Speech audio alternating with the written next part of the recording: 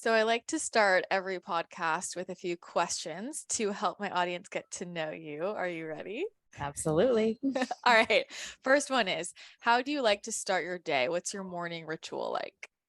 Oh my goodness. Okay, I'm an action taker, so I leap out of bed and I'm ready for my day. I don't sit It around and doesn't surprise me. no, no, there's no like kumbaya, like green juice, like big routine.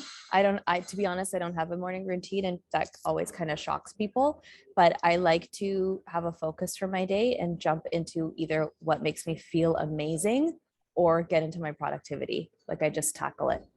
Mm. Yeah.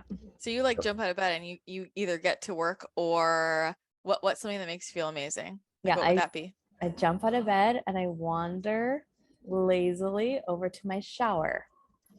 And so if I was going to like break down the routine, it all happens in there. Cleansing, preparing, praying, all of that happens in there with the flow of the water. By the time I come out, it's like hair, makeup, camera ready, like ready to really face the day. And so I actually spend an inordinate amount of time on how I look and feel versus doing actual ritualistic things. So it's not That like I is a have to have ritual though, yeah. don't you think? Yep. Like Yep. for me, people always like to make a comment about my makeup, and I'm like, this is my me time. This is my like ritual of getting myself ready for what I'm Yeah. stepping into for the rest of the day. Like I Mm-hmm. feel like that is a powerful ritual. Yeah. You show up differently, you know? For sure. We're both like, heavy on the simulation theory. So this is my avatar. Like I'm putting on my game face. Literally, it's 100%. my game face. I really don't think of it as a mask in any way. It's I'm preparing my best foot forward for how I intend to be in service that day, which is always as big as possible. It definitely is as big as possible. Which is what I love about you. Big hair, don't care. I love that. I love that. And realistic. I have found like I either like to have an aggressive morning routine, like a very long whole situation that could take up half my day, or I just want to jump up and get to it. Like Yeah. I just get into it because I'm excited about what I'm doing, Mhm. So, okay, Okay. great. Well, Yeah. Christina, I mean, all things considered, right? I'm a Taurus. So if Mm, I'm sleeping in and taking half the day with my morning routine, then for sure that's going to happen on a Sunday because I will sink yeah. in and do nothing like a slug because it's needed. That's very true. Very, very Taurus. Very Yeah. Taurus of us. 'Cause it's Okay, needed. love that. Next is product you're really into. So it could be a beauty product, it could be food supplement, it could be a crystal, it could be anything like physical that you're really loving. Oh, this is great. I didn't realize that I was going to get to give a plug Yeah, give to a a plug. company that has no idea, but I'd love to plug Four Sigmatic and their protein shakes. They have a Oh, superfood protein shake that is primarily mushroom based, but it's not just one or two like chaga or reishi. They've got a whole whack of them in there, plus ashwagandha, plus eleuthero, like all of the things. And it literally is like a superfood smoothie and it keeps me going. there you go. What else do you put in it? I usually throw in some Greek yogurt. I don't do almond milk, although I did for a long time. And then maybe just a piece of fruit, whether it's blueberries, strawberries, and then water. Perfect. There Yeah. you go. Yeah. Why don't you do almond milk anymore? I'm kind of on like the conspiracy train Yeah. Well, of I'm the same. discerning whether or not I still am friendly with the almond. Like it's just not, I'm still in the discernment process. So if I feel like it, I have it, but I've removed it from the daily go to. So if I Yeah. want it or crave it, I absolutely do as I want, but it's no longer like the fridge staple. I'm the same. Yeah. That's why I was just asking. So there we go. Yeah. And I know, and The I'm also almond. still, I'm like, is the oat milk factory a lie as well? Like, I'm just like, oh God, okay. Oat milk has always been a hard no for me. Yeah. Like from Okay. the beginning, I never even fell into that. But yeah, I never thought I'd be not stocking up on the almond milk, but here Mhm. we are. Yeah. So And for all of our listeners, I mean, do as you want. Like, I'm not saying I'm yeah. anti almond milk. I'm just saying I'm messing with it a lot less these days. Yeah. I'll put Greek yogurt in, and that makes it beautifully smoothly and creamy. And then I know I'm getting my protein. Yeah, totally. Okay, love that. There you go, little plug. Okay, next is, well, we already kind of touched on it. Human design, energy type, and profile. Oh boy. So manifesting generator, saying it loud and saying it proud. I am an emotional authority and I'm a 4-6 profile. So the regal authority, opportunistic uh, role model. Very 4-6. Very 4-6. And then what about your astrology big three? So it depends. So regular standard Western tropical, we are Taurus sun, Leo moon, Sagittarius rising, and Unvedic astrology, I'm a Capricorn rising. So Oh. either way, I'm the boss. True. True. I can see both of those for sure. Yeah, Do yeah. you feel like one more than the other? I relate to my Vedic astrology and the Sag rising more, but that's because I'm so exploratory and traveling by nature, and just the archer, like shooting for the stars, is very natural to who I am. But I get the Capricorn rising too, because everyone, when they meet me, they're like, "Oh, you really show up as a Capricorn, like the boss of the zodiac." And I kind of start, I'm like, I don't know if I'm resembling or resenting that comment at this point. There you go. Yeah. But I don't really have any earth in my chart, and I feel like some people would think that I would be like a Virgo or a Cap, and I don't have any of that. So Okay. I does that get it. surprise you? It does and it doesn't. Like, I understand where your extraordinary and exceptional ability comes from, knowing that, and just the relationship that we have. It makes sense how you're so available to be with spirit in such a graceful way. And I also understand your journeys with the body, the journey with food, because you really need to work that little bit harder to have your feet on the ground. And it's imperative that you do, otherwise your nervous system's not going to hold the work that you're doing. So I get it. Whereas I'm all earth, so they're just talking to me all the time. Very, very true. Yeah. I have to work hard to keep these feet down. Yeah. No, I'm here. Oh my God, I love it. All right. So last little question in this series is, what is a topic you are really interested in right now? It could be something you are learning about, something you're just thinking about, you're pondering, like what has been on your mind a lot. Oh my God, this is so boring and I love it. I am pondering e-commerce. I'm pondering how turnkey automation can make women's lives better and easier. Tell me more.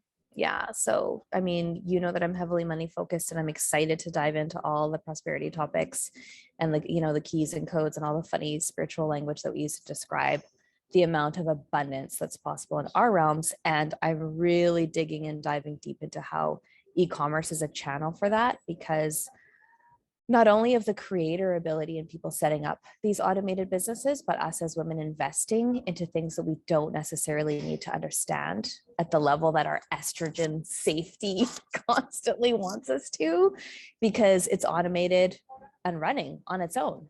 And so how can we take, the distortion of being afraid of AI and things that are automated, and create channels in which it's serving us in a greater way and multiplying?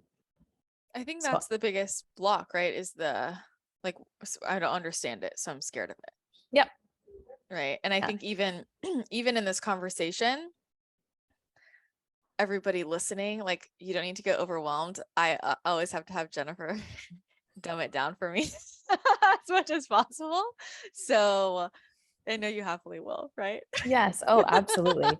And it's not even that, it's the experience of elevation by being exposed to something in a way that's really safe. Like, no one understands that feminine need for safety better than I do. And you just need to trust that, as someone that has burnt out, had an enormous corporate career, has worked with psychedelics. Like, I have studied the nervous system and that feminine need for safety in a very real way over a very long time. So we didn't land here by accident. No. And I Yeah. can we dive more into that? Like, have you always been very comfortable with, I'll say, money topics and like this whole world? Has it always been an interest, or is that something you moved into? You could tell just even by my smile, and like listeners on the pod can't see my smile. I hope you can hear it. No, I like grew up with poor as dirt, like dirt poor in the Canadian experience, which is very unusual. Canada in general is quite socialist, and generally people do quite well economically across all scales. But I was an immigrant child of parents that migrated in the 80s. And so if you're old enough to recall, or you've heard stories from your parents, that was a very economically depressed time. So it was already difficult for, you know, the average middle class. So now we're lower class as newcomers, don't understand. And you add the complexity of just being full-blown recession and the availability of resources. So I know that I'm very much in the monetary energy that I'm in today because of being a have-not. So it's very real for me. Yeah. Well, so Yeah. then what was the path to getting here?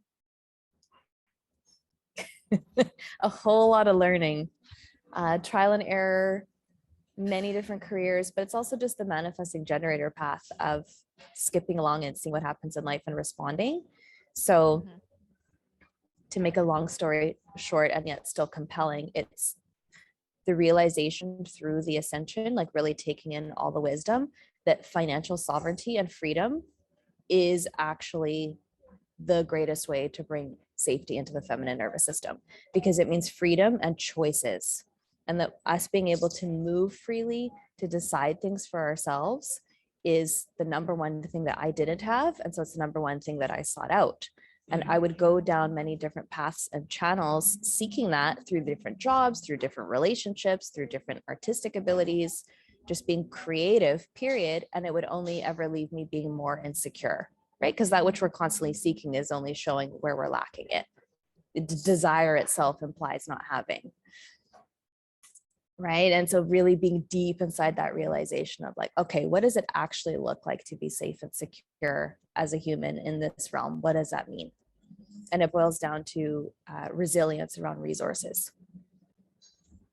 I think it's such an important conversation because especially in the spiritual space, right? I feel like there's so much bypassing over, like, we don't need money. And it's like, it's actually, I can't. as you're saying, core. Yeah, I can't even, right? Like, it's core to us feeling safe and in our bodies, like our nervous systems need to feel safe. And I feel like that's the huge gap, like where people are missing the mark in the spiritual space, is this whole like, I mean, I understand that if I zoom out of like, do I need anything?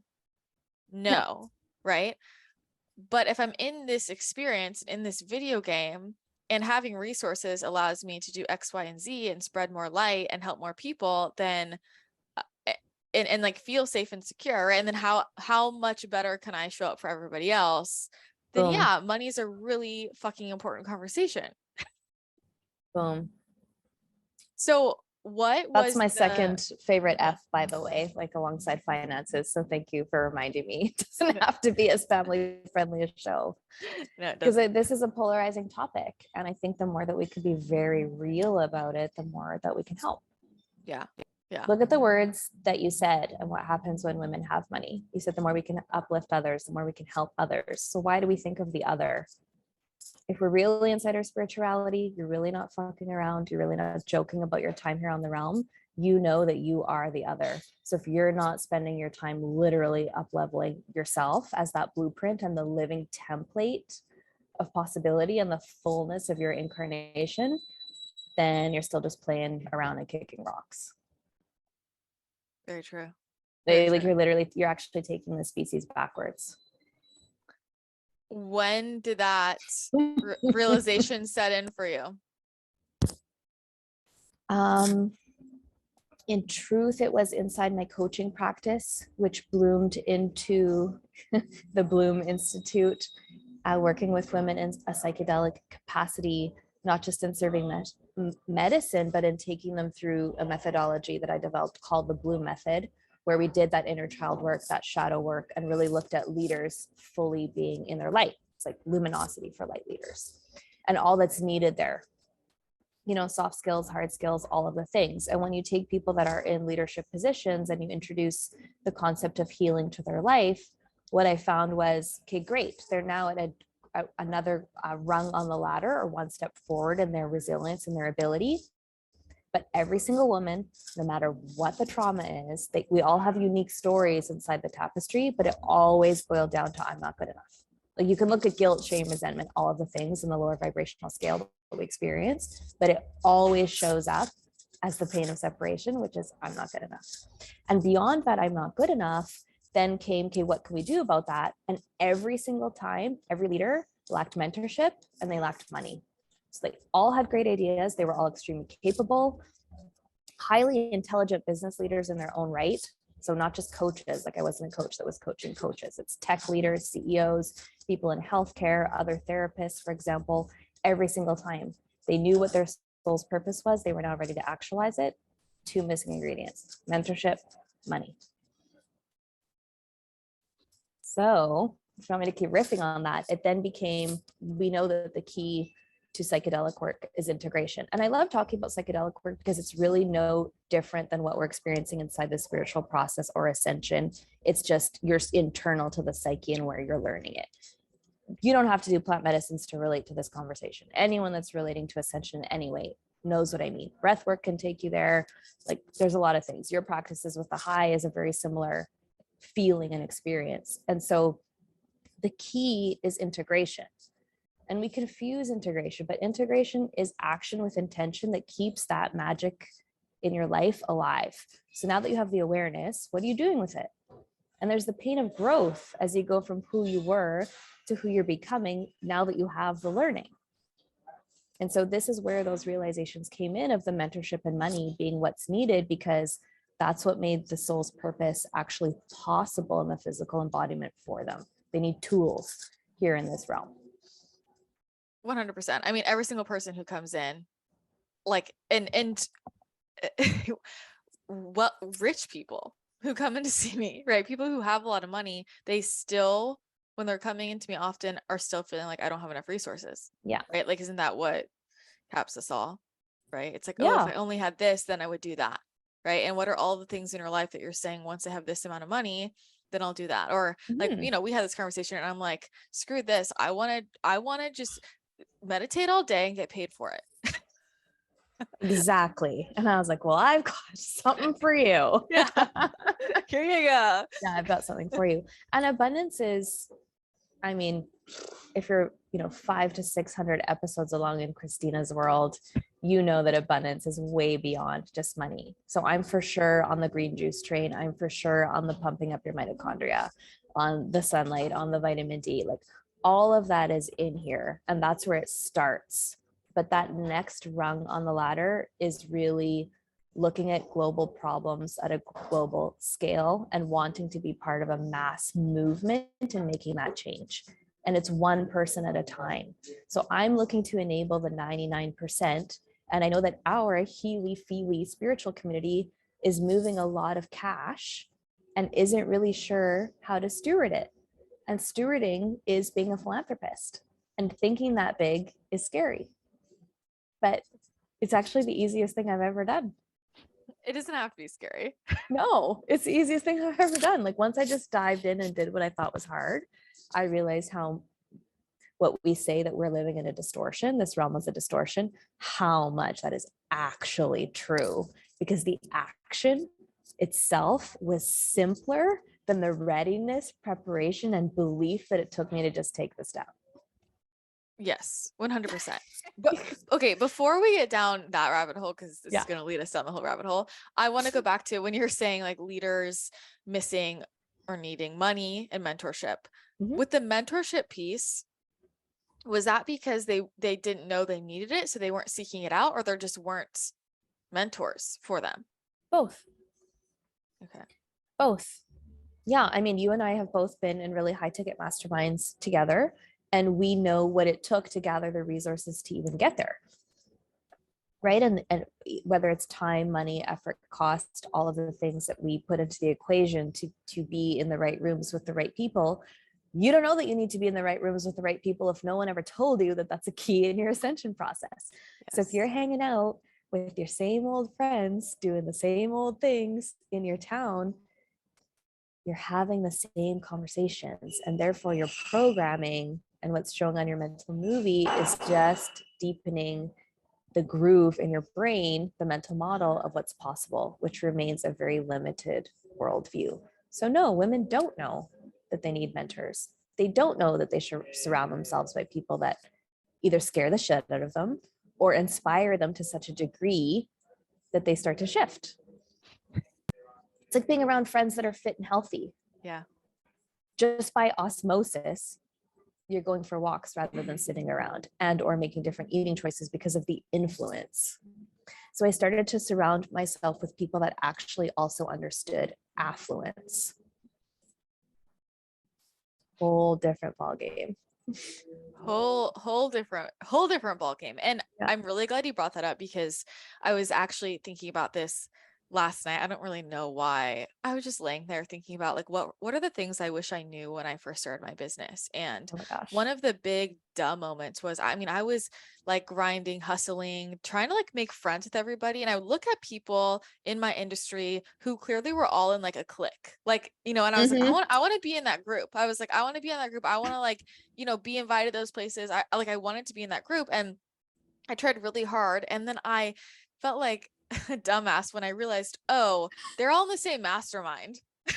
like Yeah. I realized, oh, like when I did start to pay to be in rooms, that is when things changed, you know. And like Diversity. and I felt so naive of like, I didn't realize that, you know, and then just the caliber of person I was around and the way they were thinking. And this is like the number one, if you want to shift your wealth consciousness, you need to start hanging out with different people. Like my income had its biggest leap when there's a moment and I decided I'm not hanging out with anybody who makes less money than me. I'm not hanging out with anybody who has any type of scarcity mindset, like in not just money, right? In general.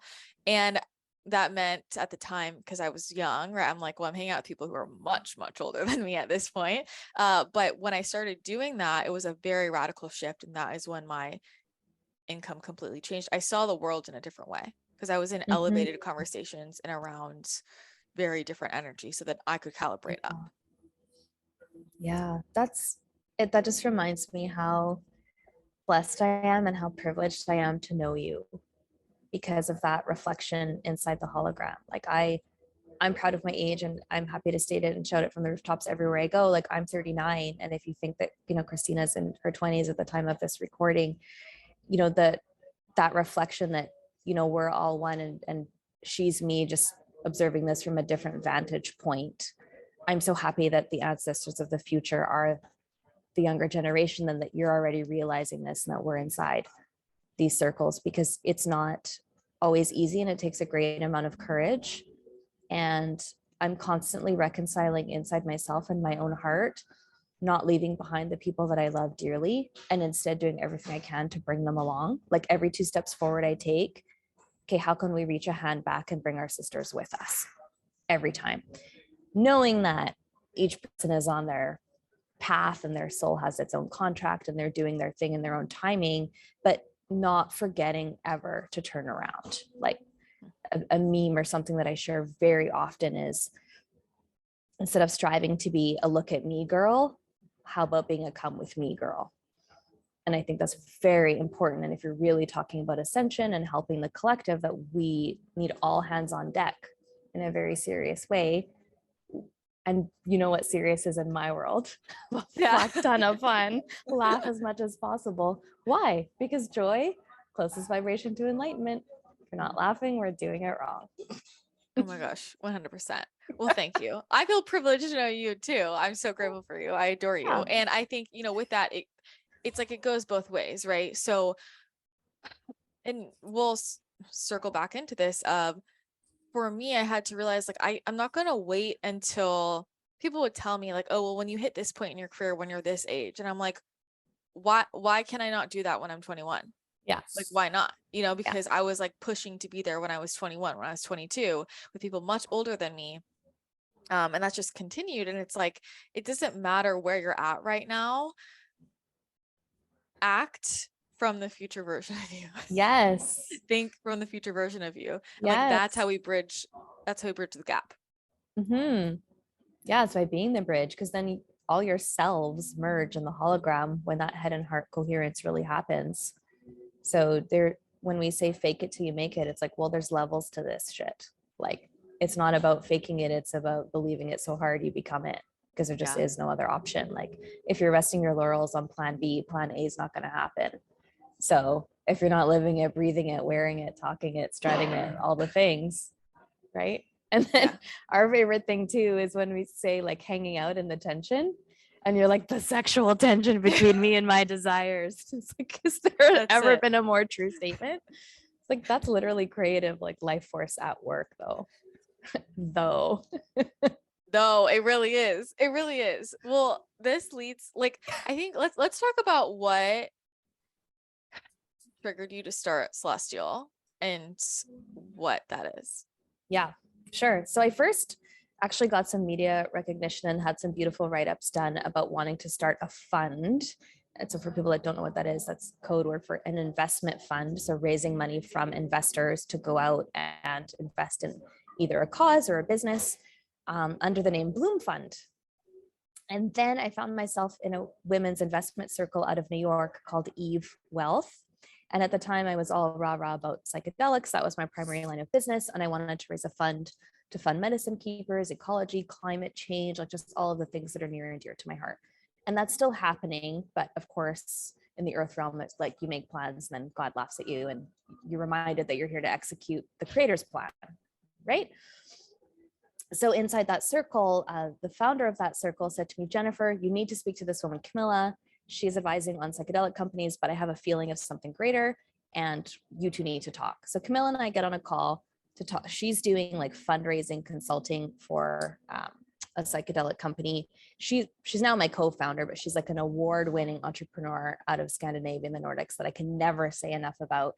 So blessed to walk alongside her on this path. Shout out Camilla Lasting right now on the podcast. And just her brilliance was so obvious to me on the call. And she immediately understood what I was doing. I immediately understood what she was doing. And we recognized that the call was not actually about that company at all. It was just the unifying force so we could get on Zoom. So she reached out and said, do you want to talk again tomorrow about our own things? I said, absolutely yes. We got on first thing in the morning, spent 8 hours, canceled all of our other calls and meetings that day. Like it suddenly was the most pressing need to have this conversation because we realized that we were dreaming the same dream. And we both had full body chills of understanding how much bigger what we originally thought was happening actually was and what was trying to come through us. So from there, Celestial Group was born. She had an educational platform called Celestial Academy, teaching on all of the things that we're talking about here. And I had the fund component, the investment mechanism. So when we brought the two together, it's like, well, let's form a group, an actual investment group, and create financial services and products that relate to the women of today, but also the women of tomorrow. And really bringing futurism into action in a way that's accessible and relatable and can move people to action, because we can't rely on the systems as they are, knowing they won't exist. And who's doing anything about it in a way that actually is advocating for women? No one, as far as I could see. And I was in top level mastermind groups, as I just told you, out of New York, and they still didn't give a shit. So there's a lot of rah rah about female founders. There's no rah rah about female investors. And I really started asking why. And now we're here. And now we're here. Yeah. So can you share the story about the person you were dating? God, you know what I'm talking about? Yeah. like what you what you saw happening there, because that for Yeah. me was like, I was like, okay, that clicks. Yeah, a lot of people love this story, so I think I probably need to tell it more often. Okay. I was dating someone working in the sports agent field for quite some time, serious relationship. And the reason that I predicate that it's a serious relationship is that I had visibility into the day-to-day motions and business dealings of someone at that level of exposure to wealth. Okay, so professional athletes at the highest degree on the world stage, their agents and what they do for them and how they advocate for them. And what I saw as I was building my own company was the disparity and the enormous delta, like the river, between what is accessible to someone like a professional athlete and the average regular person who actually might have some money, and the doors that open for the two, just by the very nature of what the contract that they have enables them to do. And so what I found was, when these players get these contracts assigned to them, the first thing that their agent or investment manager does is goes out and buys them a business, buys them a Pizza Hut, buys them a Papa John's, buys them a whatever. And I was like, that's interesting. Why not stocks? Why not bonds? Why not high yield savings accounts? Why not 401ks? Why not Roth IRAs? Why not pension plans? Because I'm learning about all these things, and immersing myself in a very corporate investment banker way around all of it, and looking at going, why that? And I started to see very clearly, not through conversation with him, because he didn't help me at all. So again, there's like have not. It's so fascinating. The disparity, and what really the secret of the ultra wealthy is that they own assets. They control assets. They own shit. They own stuff. Like the Rockefeller family. Yeah. And I'm going to go ahead and say it, right? Like the Freemason fuckery. Yeah, say it. Takes out a whole bunch of life insurance policies, comes to America, takes out a whole bunch of life insurance policies, a topic none of us know anything about. And life insurance policies is like a whole other thing that we need to riff on and that we're going to intro inside Celestial. Cashes them out, starts buying up businesses, starts buying up assets. So why doesn't the average American or just average global citizen know that owning a business is a pathway to having money or freedom or sovereignty, or just literally an asset that you can now leverage or take loans against or borrow against and have cash flow from? It's the secret of the ultra wealthy, is that you need to own assets. And so we inside Celestial are taking on Wall Street by buying up Main Street. So we literally go out and buy businesses, and we put women as owners of those businesses. You don't have to operate, you don't have to run it, you don't have to know anything about it. We go out and do all of the legal due diligence, all of the vetting. We literally from A to Z do what all the investment bankers do, and we acquire assets. But we are the only firm that I know of in the world that are making those assets available to the common person.